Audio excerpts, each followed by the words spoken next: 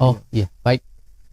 Jadi begini teman-teman rubrik, bahwa saya hanya berpesan kepada sahabat saya Pak Suhadi ya, karena sama-sama sekarang ini berkompetisi yang kedua kalinya dengan saya.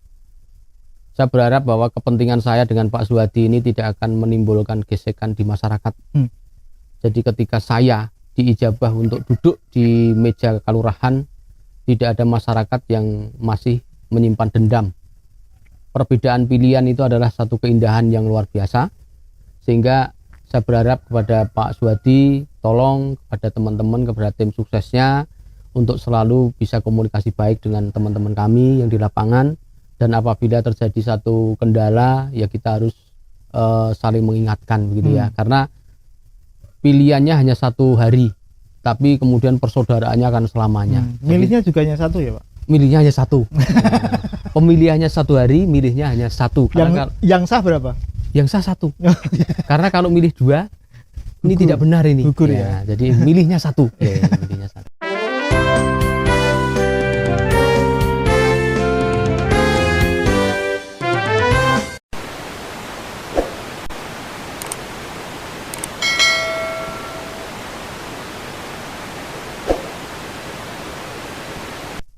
Di tengah suasana padukuan di salah satu perkampungan, saya bisa duduk di sini mendengarkan kokok ayam, kemudian ada suara sapi, khas dengan suasana yang sangat tradisional sekali, suasana kelurahan. Kebetulan sudah ada bersama saya, bersama panjenengan semuanya, beliau salah satu calon lurah. Nanti kita akan mendalami siapa beliau, dan saya perkenalkan dulu namanya beliau Pak Wardoyo. Sulit loh bisa ketemu dengan beliau di tengah tahap sosialisasi. Banyak kesibukan yang beliau jalankan, apalagi di Kelurahan Pacarjo ini dengan kelurahan yang sangat khas dengan luas wilayahnya yang begitu berbeda dengan kelurahan-kelurahan yang lain. Ada 28 padukuan ya. 28 dusun, jumlah pemilihnya juga besar, 13 ribuan sekian. Banyak yang akan kita obrolkan nanti, termasuk saya mengkonfirmasi, karena nama Pak Wardoyo ini juga tidak hanya muncul saat jelang pilihan lurah 2021 ini, tidak hanya muncul saat ini, tapi muncul di 2015.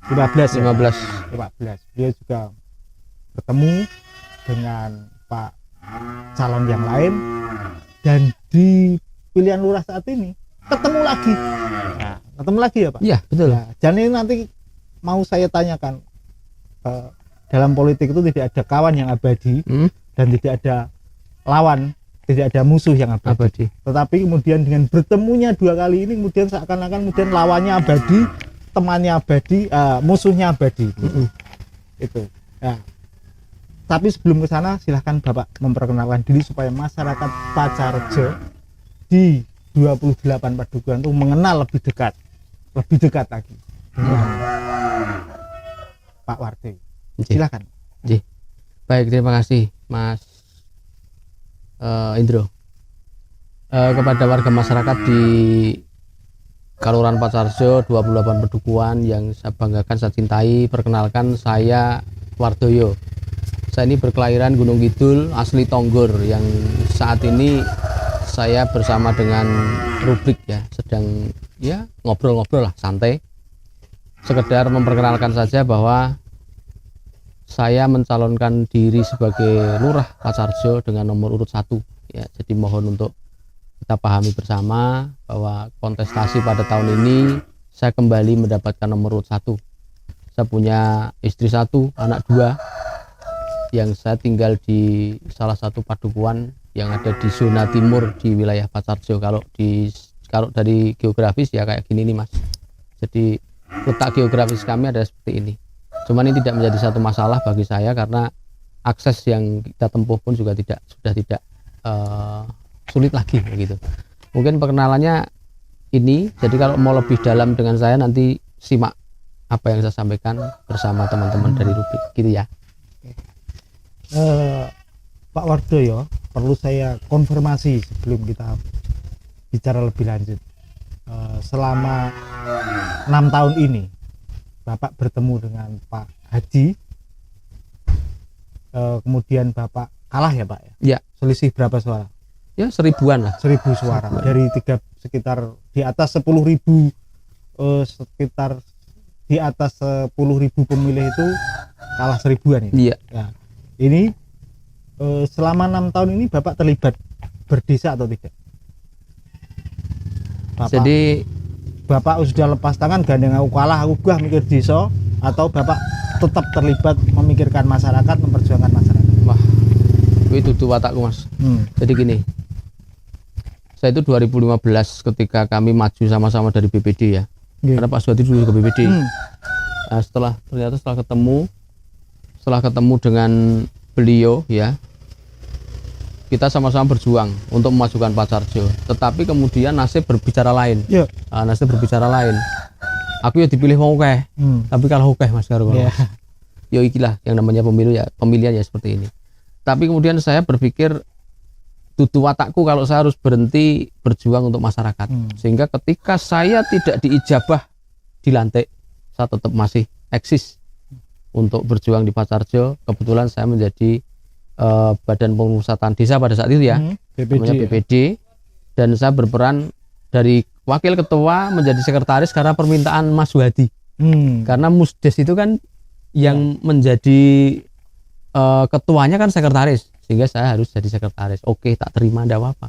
Jadi jujur saja saya itu yang namanya berjuang kemudian tidak berhasil ya sakit hati ada kan, tapi tidak menyebabkan saya terus ngelokro dan kemudian tidak mau berjuang untuk desa, tidak kemudian kok silaturahmi ke masyarakat. Setelah selesai pemilihan, setiap rapat padukuhan saya selalu hadir, mengucapkan terima kasih, masyarakat sudah memilih saya, tapi mohon maaf saya tidak diijabah. Itu Mas, santai betul. Kalau saya santai gitu ya. Tadi sudah disebutkan, berarti artinya dalam definisi yang saya sebut tadi, diartikan politik itu tidak ada teman abadi dan tidak ada lawan abadi. Ternyata ini bisa berbalik menjadi kawan sejati juga bersama betul. Pak Suwadi ya, karena beliau juga aktif di BPD gitu. Boleh dibantu Pak saya supaya memahami Pak Sarjo ini secara betul begitu. Selama 6 tahun ini sebenarnya apa yang sudah tercapai, apa yang sudah dilakukan, pertumbuhan perkembangan yang sudah dicapai oleh pemerintah desa atau kelurahan Pak Sarjo. Artinya sebagai BPD otomatis tahu. Sebenarnya banyak hal ya, dan saya akui bahwa kawan saya Suwadi ini juga orang luar biasa loh. Hanya bedanya satu, beliaunya tidak artinya dalam menjalankan satu kegiatannya itu kadang tidak melakukan perencanaan dengan matang, sehingga lemah di perencanaan. Ketika ada kegiatan atau program yang tidak bisa terlaksana, tidak dilaporkan kepada masyarakat. Nah, taunya masyarakat jadi ini dijanjeni nih kok ora sido kan begitu. Ini akibat dari apa? Setiap kegiatan yang dilaporkan hanya yang berhasil dikerjakan, yang tidak berhasil kenapa tidak dilaporkan? Lalu yang berhasil apa saja menurut Bapak? Ya sebagai BPD. Kalau dari sisi infrastruktur ya karena programnya ya hanya di sasarannya di itu saja kan. Jadi sekalipun belum merata ya jalan bisalah untuk sudah banyak yang terbangun. Kemudian kalau dari sisi terutama di pembangunan secara mental, karena beliau kan seorang ustadz. Jadi yang pertama kali digosok ya mentalnya dulu mestinya.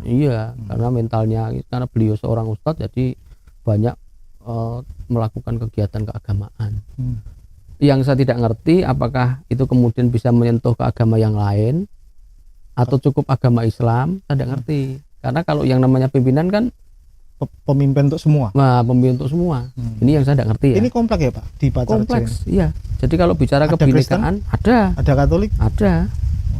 Jadi kalau bicara kebinekaan Pak Sarjo ini bineka. Betul-betul bineka dari beragam. Jadi banyak hal yang berhasil, hanya saja belum bisa merata ya. Belum bisa pemerataan merata, yang belum. mendapat Saya apresiasi kok. Ya. Jadi bisa dipertegas Pak, kalau tadi sudah bicara soal infrastruktur bisa menjadi salah satu capaian kerja dari pemerintah desa ini.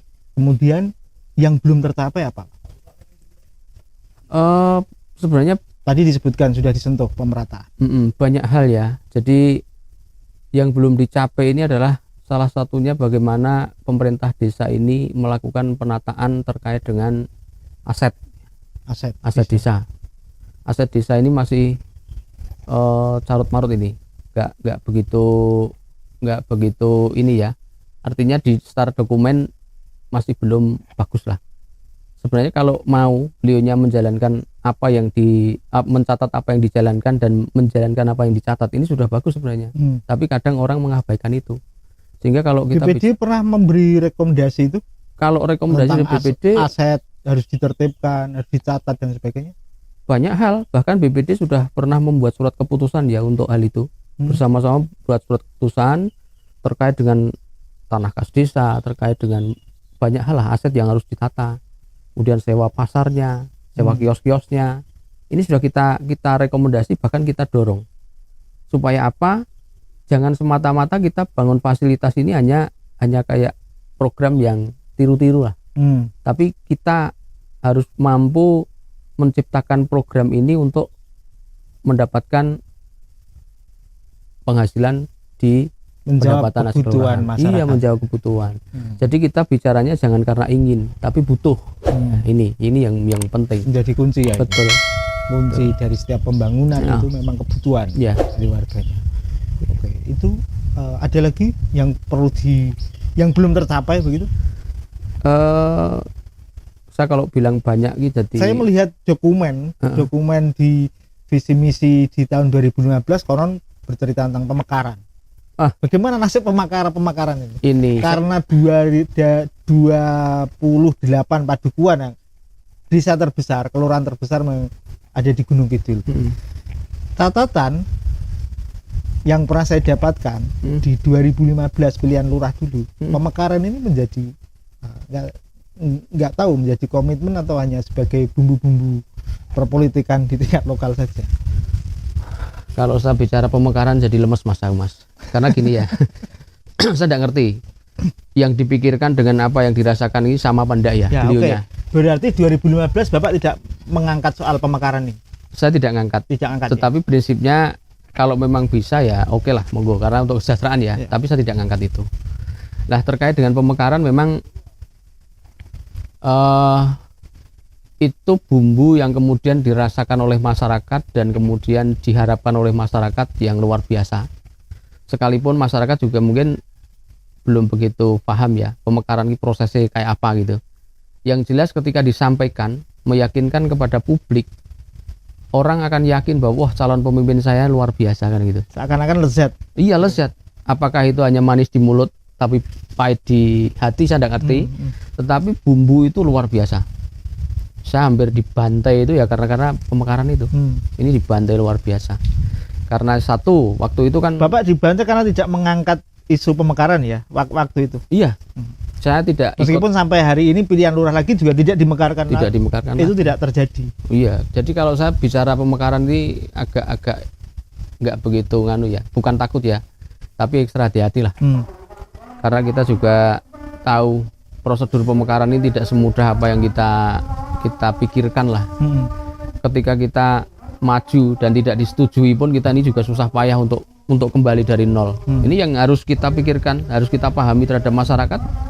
Proses yang seperti ini, ketika calon pemimpin menyampaikan visi misinya itu tidak rasional, akibatnya kayak begini nih. Jadi banyak masyarakat yang nagih kok tidak jadi, kemudian kok katanya mau pemekaran kok ternyata tidak. Ini yang mestinya harus dilaporkan kepada masyarakat kembali. Bapak Ibu warga masyarakat, dulu saya pernah ngangkat pemekaran sebagai isu pertama dan utama. Tapi mohon maaf karena ternyata pemekaran itu tidak sesimpel apa yang kita pikirkan. Kita sudah berupaya gitu kan, setidaknya itu memberi kepuasan kepada masyarakat, menjawab, sehingga masyarakat tidak katanya dulu mau pemekaran, ternyata sekarang nggak bisa. Sudahlah, ini yang saya sayangkan itu. Jadi karena sahabat dengan beliau ya, saya tidak kemudian menjatuhkan. Biar saja kalau pemekaran ini memang bisa ya silahkan, tidak seperti itu. Ya. Tapi saya berharap beliau ini mampu menjelaskan kepada masyarakat, itu saja. Ya, oke. Karena memang pemekaran itu perlu kajian yang detail begitu ya. Iya. Bagaimana pemekaran itu bisa dilaksanakan, andai kata bisa dilaksanakan, tapi dengan kajian-kajian yang menyeluruh begitu. Jangan sampai pemekaran ini justru menjadikan kemiskinan semakin bertambah. Betul. Potensi di dua wilayah ini juga harus ditata, harus dibagi potensinya, sementara masih banyak jumlahnya antara wilayah utara, selatan, barat, dan timur, mungkin seperti itu. Betul. Nah, di momentum ini Pak, di pilihan lurah 2021 ini, saya ingin membaca secara dekat begitu gagasan-gagasan Bapak tentang pembangunan di Pacarjo ini mesti bagaimana, dan apa yang masih Bapak sembunyikan nih dalam pikiran dan inspirasi Bapak ini, apa saja supaya masyarakat bisa tahu. Ya, kalau kita bicara kemauan kemudian rencana ya terkait dengan bagaimana membangun Pacarjo yang sekian luasnya, sistemnya mau bagaimana, strateginya mau bagaimana, ini memang satu orang dengan orang lain kan akan berbeda, sekalipun closingnya sama ya. Kita berharap Pacarjo ini lebih maju, tertata, dan sejahtera, itu closingnya kan itu. Kemudian rencana yang kalau tersembunyi enggak sih, saya tidak ada rahasia yang bagi warga masyarakat. Saya sampaikan kepada masyarakat, entah itu masyarakat kemudian akan meniru dengan apa yang saya sampaikan ya monggo saja, tapi saya sampaikan bahwa sistem pembangunan yang ada di Pacarjo ini yang paling utama adalah di perencanaan dulu. Kita mematangkan perencanaan dulu, sehingga perencanaan itu secara dokumen itu sudah harus mempunyai desain engineer-nya. Secara global master plan-nya Pacarjo itu seperti apa supaya bangunnya tidak terpotong-potong. Belum ada sekarang? Belum ada. Padahal saya ini ya Mas, di Tancep saya bikin master plan, di Ngeposari saya bikin master plan. Bapak yang mengerjakan itu ya? Iya. Terus kemudian di Semanu saya bikin master plan. Kemudian di Desa Beji saya juga bikin master plan. Tapi saya di Pacarjo di kon ya mengangkat akulah gitu ya. Saya tidak diminta, jadi saya juga tidak bikin master plan di Pacarjo. Ini yang pertama kali harus punya master plan dulu. Karena apa? Master plan itu akan menentukan titik prioritas. Oh ternyata ini prioritas utama. Kalau ini dibangun, ini kelewatan, ini kok rusak. Berarti bangunnya harus dari sisi luar misalnya, seperti itu. Jangka pendek, jangka menengah, jangka panjang. Jadi kalau bisa kebutuhan sekarang ini jangan kemudian mengurangi kebutuhan yang akan datang. Artinya bangun sekarang, kemudian dibangun lagi, yang sekarang ini rusak terus dibiayai lagi, berarti mengurangi anggaran yang akan datang, kan begitu. Jadi kalau bisa itu master plan-nya saya bikin seperti itu. Gitu. Ini rencana yang besarnya adalah kita tentukan dulu master plan-nya. Pembangunan ini mau kita mulai dari lini luar, kemudian nanti mengerucut ke tengah kayak obat nyamuk itu, atau kita mau potong di tengah-tengah, separuh di sini, separuh di sini. Ini master plan yang nanti menentukan. Tetapi lebih efektif kita akan kayak obat nyamuk. Kita bangun dari sisi luar dulu. Karena kalau di tengah yang di dekat perkotaan ada anggaran-anggaran tidak terduga itu yang secara tiba-tiba masuk, ini kita tidak punya waktu untuk musyawarah. Ya kita jatuhkan aja yang di tengah, supaya apa, kita cepat terserap gitu. Itu Mas yang kemudian saya ini punya gambaran besar membangun Pacarjo ini, yang pertama kali harus mempunyai master plan ini. Gitu. Master plan tadi sangat erat, sangat dekat dengan kebijakan, lebih pada fisik. Kalau non fisik apa yang prioritas ingin Bapak jalankan begitu kalau nanti mendapat kepercayaan dari masyarakat? Masih bicara master plan ya. Master plan itu sebenarnya kalau kita pahami ini tidak hanya berbicara fisik ya. Karena di dalamnya ini ada yang namanya teliti lingkungan sendiri. Nah, nanti form teliti lingkungan sendiri ini sudah kita petakan dengan mapping. Potensi-potensinya. Jadi misalnya kita bikin teliti lingkungan sendiri di Padukuhan Tonggor misalnya ya. Tonggor ini jalan terbangun aspal dari APBD berapa, yang dari APBN berapa, yang corblok berapa, RTLH berapa, kemudian jambanisasi berapa, termasuk kegiatan olahan rumah tangga ada berapa. Ini potensi ini harus menjadi satu dokumen. Namanya teliti lingkungan sendiri. Sehingga saya membuka buku satu gitu, saya sudah tahu, wah Tonggor itu ternyata seperti ini.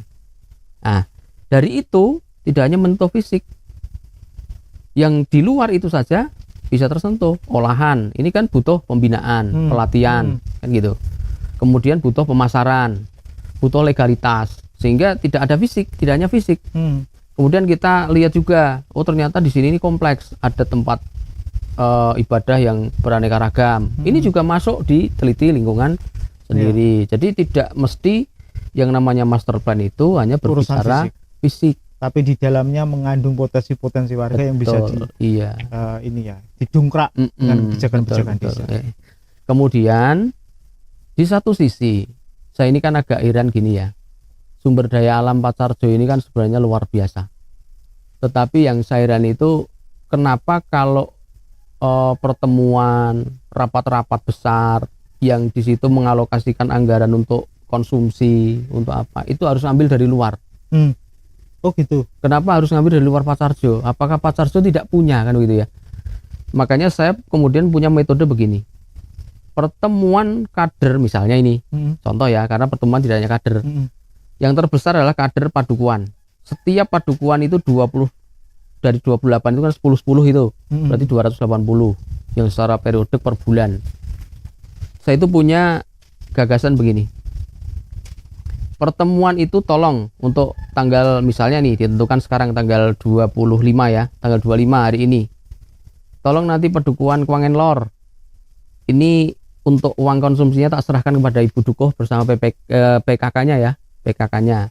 Silahkan bikin olahan sesuai dengan potensi apa yang menjadi miliki, potensinya apa. Kalau punya ketela ya ketela dimasak sebaik mungkin, bervariasi juga nggak apa-apa. Kemudian sajikan saat rapat. Nah besok pas 25 yang akan datang, Padukuhan Kuwon silahkan ini tak kasih penjenengan bikin olahan, sehingga dari 28 padukuhan ini kemudian akan berlomba-lomba bikin olahan dari bahan lokal. Ketika tahu yang pertama, wah itu bagus, bahannya apa? Oh ketela. Ternyata telo iso digawe macam-macam gitu ya. Mereka akan kemudian berlomba-lomba. Nah ini yang nanti akan kita kembangkan supaya uangnya berputar di perputaran uang itu ada di Patsarjo. Selama ini masih di luar. Kalau terkait dengan bagaimana SPJ, kita bisa kok, orang-orang yang punya legalitas seperti ini bisa meng-SPJ-kan. Karena SPJ itu sebenarnya bukti di mana pengeluaran itu harus sesuai dengan apa yang peruntukannya, itu saja. Kalaupun harus memenuhi persyaratan, harus punya IRT dan sebagainya, justru itu menjadi tugas kelurahan untuk bisa memperjuangkan IRT ini ya. Nah, sekarang ini kan dari Dinas Perkebunan ini kan banyak mengundang ke kelompok-kelompok untuk pelatihan ini olahan, bagaimana sertifikat ini bisa mendapatkan IRT dan sebagainya. Sekarang ini banyak kok. Jadi hal-hal seperti itu kenapa tidak dilakukan? Ini yang kemudian saya agak apa namanya, heran saja.